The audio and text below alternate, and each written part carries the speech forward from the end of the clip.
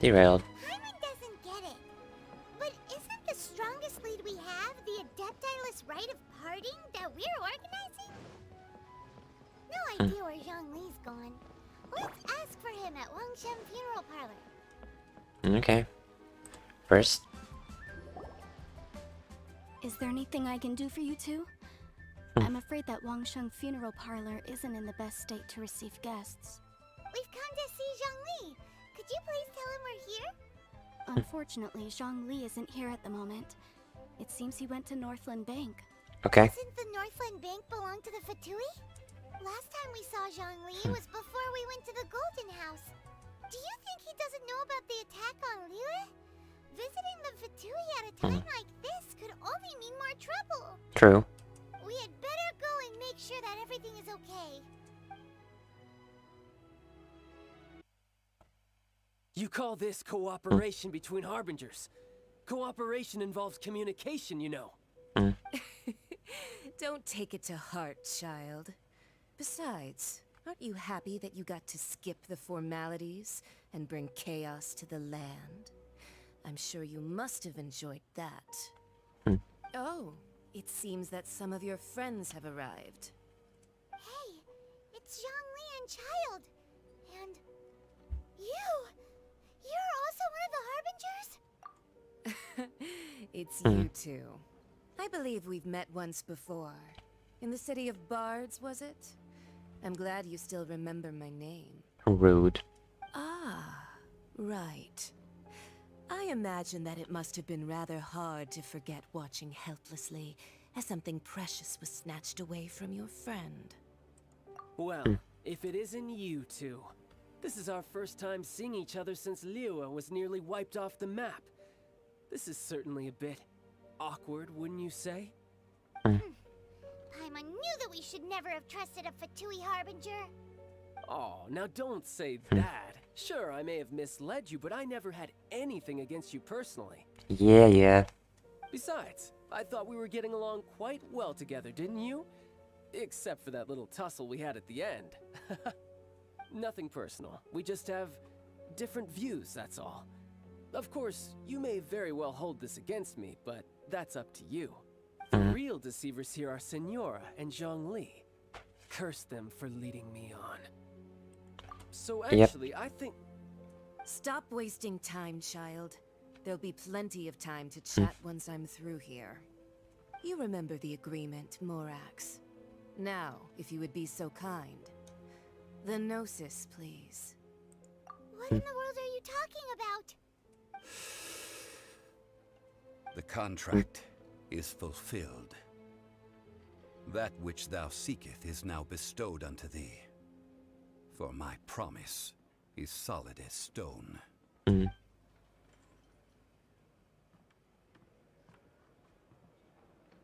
Okay, he's a castle. How sanctimonious. Yep. What? So you're the Lord of Chiao? No, wait. That's an exciting twist and all, but why give the Gnosis to the Fatui? I do not give it for free.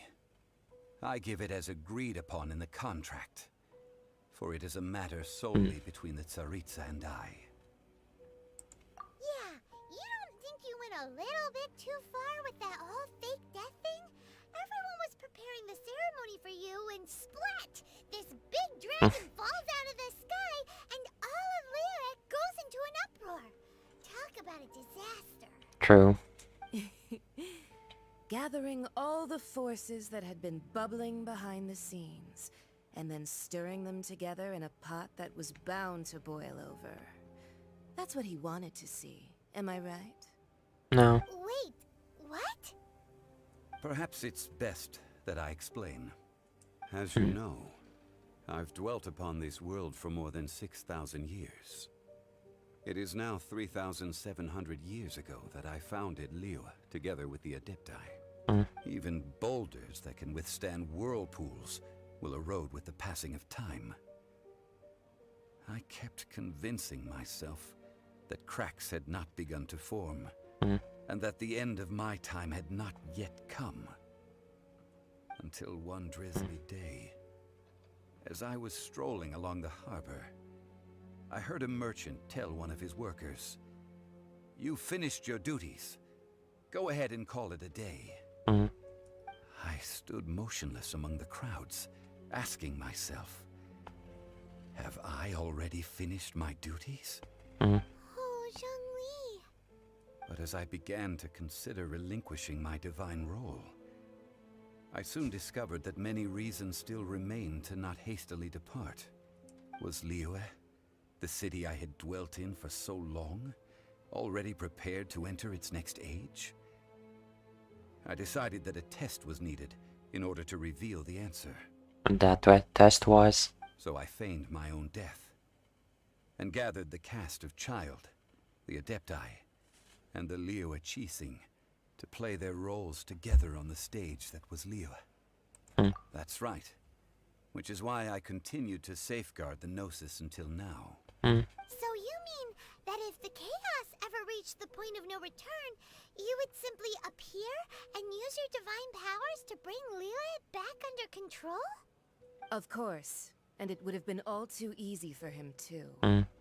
Just as a child quickly matures after losing their parents, so has Liyue matured when faced with the death of its deity.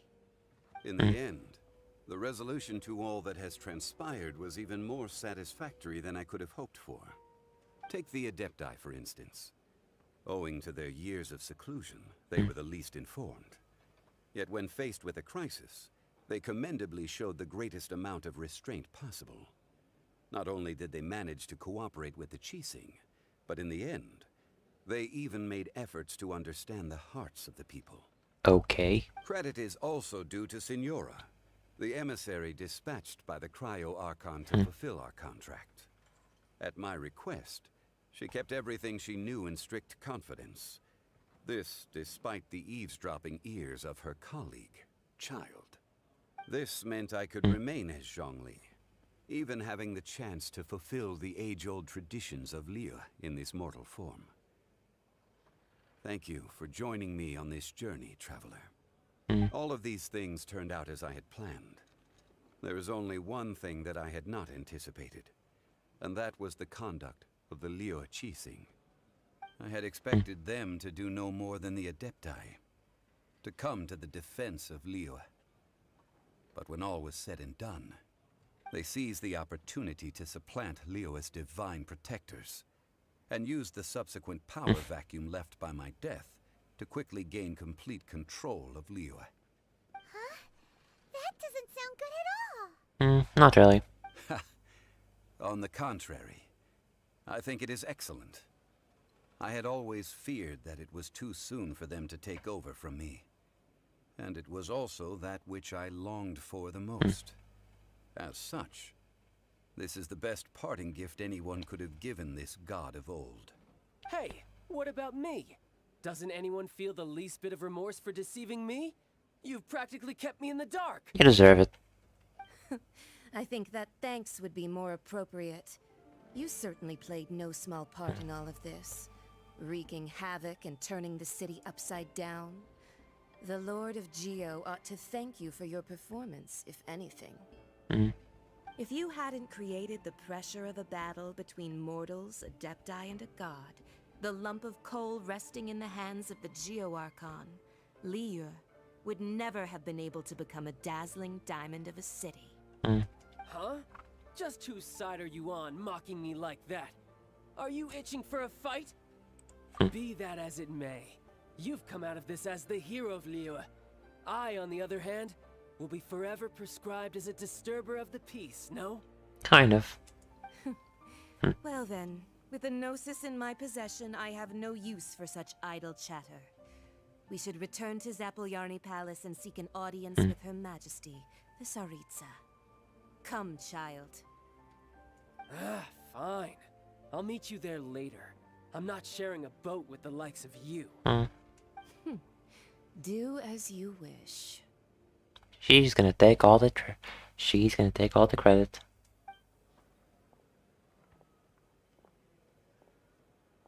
No. Now then, is there anything else you wish to ask me? Right! As Zhongli always told us a good trade is a fair trade.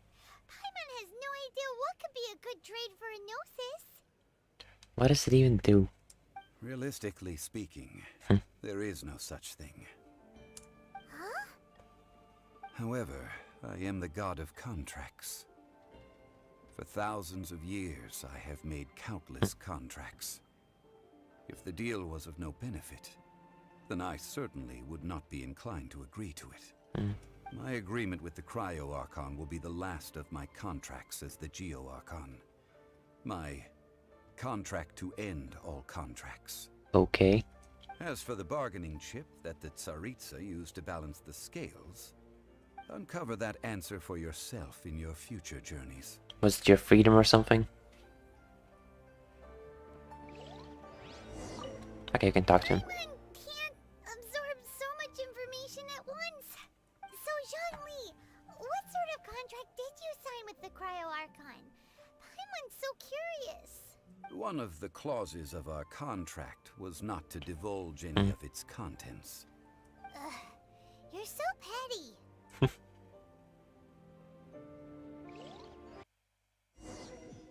Today's the day of the Rite of Parting. Although the star of the show is fake, we spent so much time trying to organize it, it would be a real shame not to go there now. Yep. Oh, well, since we're going through with this rite of parting, I guess it means that those rumors hit the nail on the head. Maybe. So Rex Lapis is really... But they didn't catch the culprit, did they? Oh, come on. Do you think that the assassin could have been a normal person? You know what I think. I don't think any of the gossip on the streets you hear from those shady types is worth anything. There's only one real possibility in my mind. I've heard that the assassin was that Fatui fellow. Youngish, pretty high in rank. I think they called him Child. Tui? They certainly are very suspicious. Who knows what those greedy, crooked folks... Shh! Lower your voice. If the Fatui catch you in their sights, Rex Lapis won't be around to protect you this time. You know that god from the ocean couldn't have just shown up out of nowhere. I mean, it's been 2,000 years since Rex Lapis subdued it. True. Yes, and to think that this happened right on the heels of the incident with Rex Lapis, too. Say, do you think the person who assassinated our lord and released that evil god might have been one and the same? Now that you mention it, that's very possible. Yes, it's very possible indeed. I mean, it all fits together. That person must have colluded with the evil god to harm Rex Lapis. Oh, that wicked, black-hearted scoundrel. Still, what sort of supernatural prowess must this person possess to be able to do such things? I have never heard of such a person in all my years. Ah, forget it. Guessing's no use to us. Look, the Millilith over there looks like he's about to make an announcement. Let's hear what the Ministry of Civil Affairs has to say first.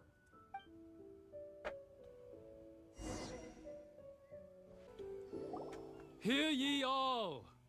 The Qixing's words. Though a dragon soars ageless as the mountains, it too must return to dust. This is common knowledge. Gods and Adepti live glorious lives, but both light and shadow have their season. So too must they face divinely appointed trials. Rumors and hearsay abound on the streets that Rex Lapis was murdered. Now, let the truth be revealed. Having been thwarted in his trial, Rex Lapis's soul has recouped the celestial heights. He beseeches the people of Liyue to grieve not and to let not their hearts be saddened. Nor are they to believe street-born rumors or indulge in baseless speculation.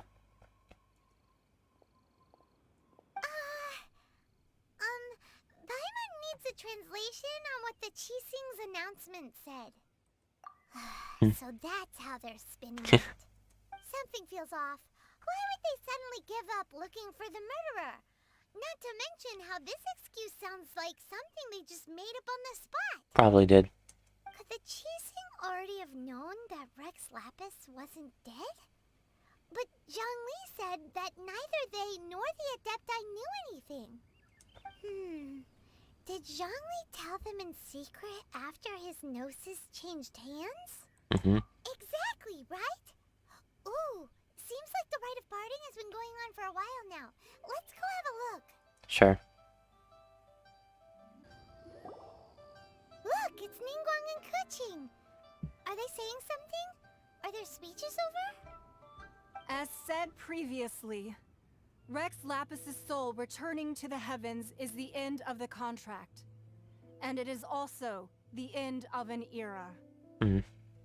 3,700 years of contracts burnt and reduced to ash.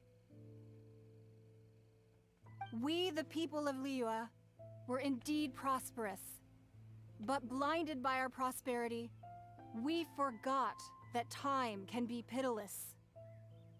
The long, unending dream of our Archon walking among us. Now that we have awoken from our dream, we must learn to say farewell.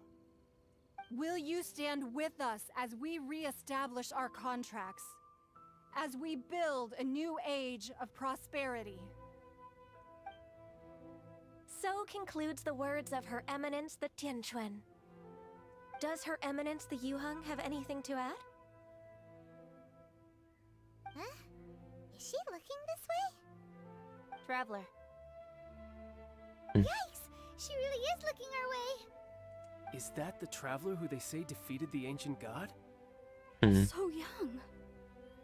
The Liyue Qixing always repay their debts. And as you have heard, our eyes see far and our reach is long. Okay.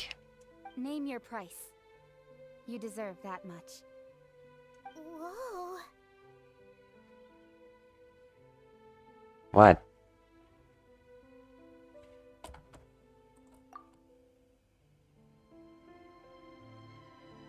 Well, could you help me put up some missing person posters? And to think I'd put my best perfume on before coming here, thinking No. you'd like it. But it seems as if those perfumes really were meant to be offered to Rex Lapis. Well, that's fine. Suffer no rivals in love, they say. And that's 3 gone in 1 stroke.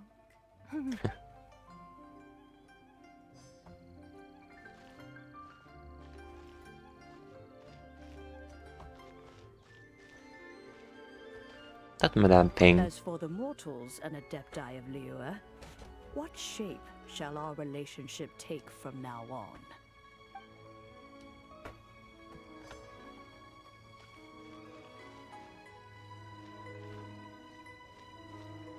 Why do you have to talk to people here? Roping you in was possibly the most masterful move we could have made. I believe that future generations will say so too when our deeds come up for their review.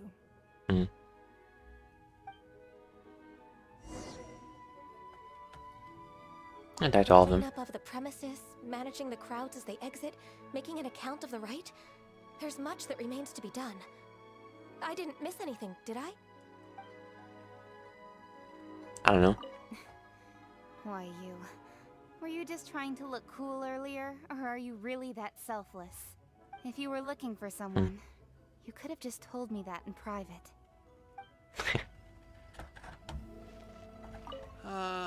Rex Lapis. Rex Lapis. Now that I think about it, if everyone's of the same mind as me, perhaps mementos for Rex Lapis might be the best short-term business opportunity. Jeez.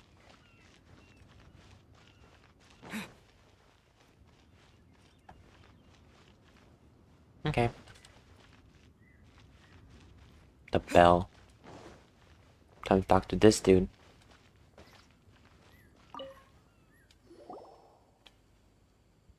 Hey, Zhongli! Look at this. Everyone in Liyue is caught up in their emotions, thinking that they'll never see Rex Lapis again. And here you are looking all relaxed. Why would I not feel more at ease after laying down the burden I have borne for 3,700 years? You tell me. If the two of you can spare the time, I should treat you to a meal at the Liyue kiosk. Ha! That sounds like big talk, Zhongli. Paimon might have believed you if you were treating us to some third-round knockout, but you'd have to pay out your nose just to stand inside Liyue kiosk. Are you sure you can afford it? You're right. I do like the Mora. As the Rex Lapis Morax, I can easily create Mora. But since I have chosen to walk this earth as the mortal Zhongli, I should abide by the same rules that mortals do. Okay. When I was journeying with you, though I still had the Gnosis in hand, I knew that I must soon retire from my role as an Archon. So I had to rehearse a little for my new life. Oh, no wonder. Paimon gets it now. You didn't look at the price tags when we were spending because you've never had to. But since you weren't used to not being able to just make more Mora as and when you wanted to, you had to try becoming a parasite to society who lives off of other people's credit. Well, we were only spending Fatui money. You don't have to say it like that. But it was kind of true. In the City of Commerce, we do not merely exchange money or goods. We also exchange knowledge, memories, and foresight, as well as positions, roles, and lives. The Archon Morax could never experience life as the true mortal Zhongli could, no matter how many times he descended to be with his people. I must thank you for that. I will treasure the memories that I made as Zhongli, traveling the streets of Liyue with you. That is true. But there is no journey that does not end. No meetings without partings. Paimon thinks that we should make a move and continue our search for the Seven. I fear that continuing your journey may be difficult. The nation that neighbors Liyue by sea, Inazuma, is presently closed. What do you mean? Yes. The nation has been closed by order of its deity, the Electro-Archon Ball. And just as the people of Liyue preferred to call me Rex Lapis, she too goes by another name among locals in Inazuma. Paimon thinks we've heard that one before. Raiden? That is the case. And since Raiden is also the Shogun of Inazuma, people call her the Raiden Shogun. That said, though people at the wharf were saying that the situation in Inazuma is very tense, Paimon doesn't remember that always being the case. It wasn't that bad last year. Zhongli, since you're Rex Lapis, shouldn't you know something about what's happening there? Just how did Inazuma become a closed nation? It's because of visions. Visions? Yep. When faced with circumstances beyond their control, humans often bemoan their lack of power. But if a person shows true strength of will at a desperate and fateful moment in their life, the gods will look upon them with favor. This is what visions are. Magical foci bestowed upon those who have been acknowledged by the gods. That's how people in Teyvat see it. But starting from last year, the Raiden Shogun began promulgating the Vision Hunt Decree. Yeah. Vision Hunt Decree? Yes. It was an order to seize all visions within Inazuma's borders, and to inlay them upon the hands of the statue of the omnipresent god. They want to seize visions. But why? Aren't visions blessings from the gods? I should think that in the Raiden Shogun's eyes, it is precisely because they are divine blessings that they should be under the sole dominion of divinity. Strange. Oh, that's harsh. That too. The Animo Archon is the god of freedom, and the Geo Archon is the god of contracts. For her part, the Raiden Shogun is the god of eternity. It seems as though she has finally decided to eliminate any unstable elements that could pose a threat to her eternal realm.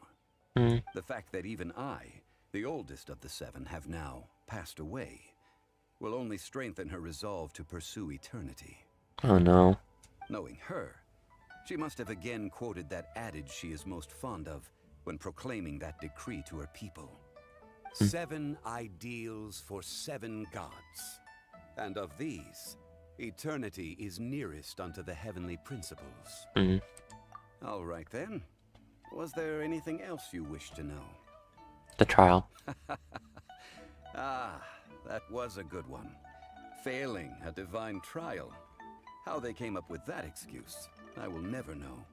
That said, the reason why the Qixing were so eager to resolve the incident and stop pursuing the culprit was indeed because they received news in secret that Rex Lapis was not dead. I hinted as much to the Adepti as well. How did I accomplish that, you ask? Have you ever heard of this particularly convenient Adepti art known as gifting dreams and visions? No. All right then. Was there anything else you wished? Child. Yeah, about that. Before the Qixing made their announcement, we listened to a lot of people talking on the way. Most of them put the blame for everything on Child. These are indeed false accusations. But it remains undeniably true that Child did send people to the Jade Chamber to prevent the Adepti and the Qixing from defeating the ancient god. I've heard that Ningguang is busy milking that for all it's worth on the foreign relations front at the moment, browbeating the envoys of the Fatui. Ha! Those poor Snezhnayan diplomats. If it were not for Child's exalted position as a harbinger, I'm certain that they would have shifted all the blame to him and called for his dismissal by now. All right then. Was there anything else? The time of the Adepti has long passed. If even the Liyue Qixing don't want to face that truth, then what future is there for Liyue? The King is absolutely right in saying this. Now, though I did laud Ningguang's desire for power, believing this to be a good thing, and thought as a matter of course that she must have been behind the Qixing's plan to take governing power over Liyue from the hands of the gods and Adepti, could the original person who brought up the idea of seizing power have been... All right then. Was there anything else you... That's right. Zhongli, now that you don't have your gnosis, what's going to happen to all the Mora in Teyvat? Since Morax is dead, are they all just gonna disappear? No. Also, isn't the Golden House the only mint in the entire continent? Will it even continue to work? The Mora present now will not vanish. But the Golden House will indeed have to cease operations for a lengthy period of time, since creating Mora requires the use of the Geo-Archon's power. This is terrible! No. We're all about to run out of Mora! The world is coming to an end! Yes, this is indeed a major issue from a financial standpoint. Well, I suppose we'll just leave such troublesome matters to the Liyue Qixing to debate. Then, did you at least set some private funds aside for yourself? Oh, a private fund. This does seem like a good, logical, common-sense idea. It's a shame. What's a shame? He didn't. It's a shame that I didn't think of it at the time. All right then. Was there anything else you wish to know? No. Well then, I suppose you'll have to find a way to get inside this closed nation. Have patience. I suspect that some serendipity must first come into play. What?